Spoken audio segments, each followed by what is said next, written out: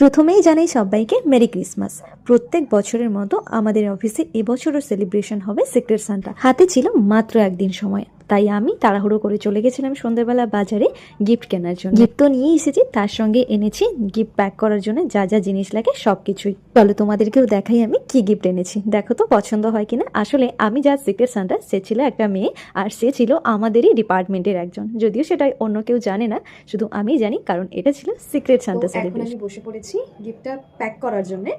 তার জন্য আমি নিয়ে নিয়েছি একটা বক্স, যেটা আমি মিন্ত্রা থেকে কিছু একটা অর্ডার করেছিলাম, তারই একটা বক্স আমি রেখে দিয়েছিলাম।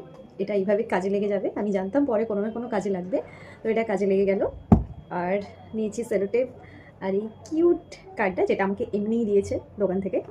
আর নিয়েছি এই রাখিটা, যেটা ডেকোরেশনের জন্য ইউজ করবো। এটা র্যাপিং পেপারের সাথে ম্যাচ করে কালারটা নিয়েছি, পুরোপুরি ম্যাচ নয় বাট কিছুটা ওই রকম। আর রয়েছে গিফটটা। চলো তাহলে এবার শুরু। প্রথমেই আমি গিফটটাকে ভালোভাবে প্যাক করে নিচ্ছি, বক্সের মধ্যে ঢুকিয়ে নিচ্ছি। আর হ্যাঁ, এর সাথে আমি একটা চকলেট পরে অ্যাড করেছিলাম, যেটা তোমাদেরকে দেখাতে ভুলে গেছি, কারণ ওটা আমি লাস্টে কিনে অ্যাড করেছিলাম।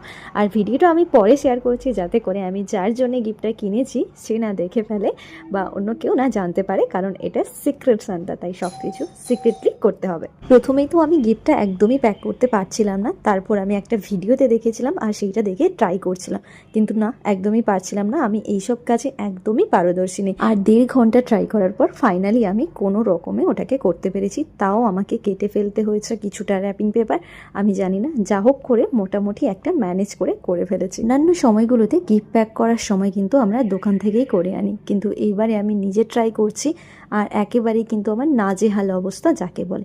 ফাইনালি কোনো রকমে হয়ে গেছে গিফটটা প্যাক করা। আর দেখো তো প্যাকিংটা কেমন হয়েছে। আমি তো কি গিফট দিলাম সেটা তোমাদেরকে দেখিয়ে দিলাম, আর আমি কি গিফট পাবো সেটাও তোমাদেরকে দেখাবো। যদিও আমি জানি না আমার নাম কেউ তুলেছে কিনা, আর যদি পাই অবশ্যই কিন্তু তোমাদের সাথেও সেই গিফটটা শেয়ার করব। আগেরবার আমি কি পেয়েছিলাম সেটা তোমাদেরকে শেয়ার করেছিলাম, আমার আগের প্রোফাইলের ভিডিওতে রয়েছে, তোমরা চাইলে সেই ভিডিওটা আমি আবার এখানে পোস্ট করে দিতে পারি, দেখতে পারো।